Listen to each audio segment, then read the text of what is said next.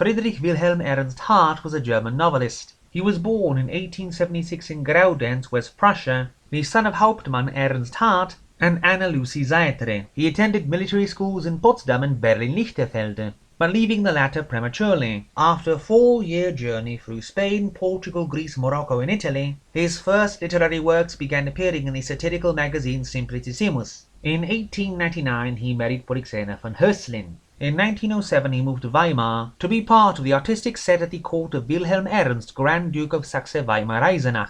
During World War I he was not conscripted due to health reasons, but worked as an interpreter for the prisoners of war post office at Erfurt and Berlin. In 1923 he was separated from Polyxena. In the 1920s, after being recommended by Konrad Adenauer, he was put in charge of the Westdeutsches Rundfunk AG radio. In 1930 he formally divorced his first wife and married actress Louise Denner. In 1933 he was removed from the radio and given house arrest, before being tried by the state. He was not put in prison again, though he was declared guilty on some of the charges. In 1940 he divorced again, and in 1944 was married for a third time to Tilla Schmalhorst. He died in 1947 in Ichenhausen. Today we will cover his first collection, his 1898 Priester des Todes, i.e. Priests of Death. The Priests of Death concerns a man and woman the narrator meets during his vacation in Andalusia near every day, both of them utterly miserable, the man having a frequent breakdown whenever he is alone. Finally he brings the narrator home and tells him why. Every day his wife goes home and dies, and he kneels by her lifeless body in prayer,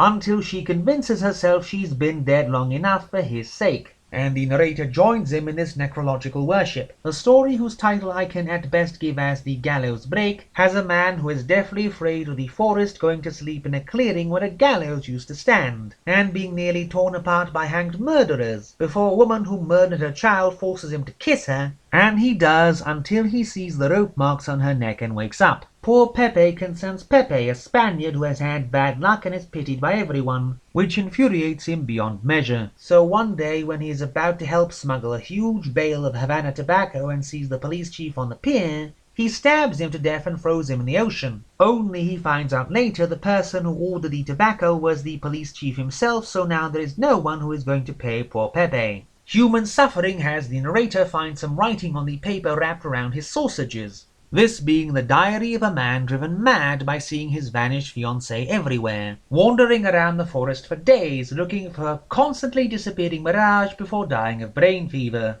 Ghost concerns 2 instances where a ghost made the narrator change the course of his ship, each time to save the dead man's shipwrecked son, a bit lesser than the previous ones. The Trumps of Judgment Day has a stone angel with a trumpet hanging above a tobacco factory, who will supposedly blast his trumpet to signal Judgment Day if a virgin ever crosses the gates of the factory, and a crazy herd dragging his fiancée past the gate to see whether she is one or not. A mother has the wife of an alcoholic take her starving 4-year-old daughter out one night and drowning her in the river. And the pleated shirt has Dr. Holberg make up a story about being attacked by something possessing his pleated shirt at night while at an isolated dig site.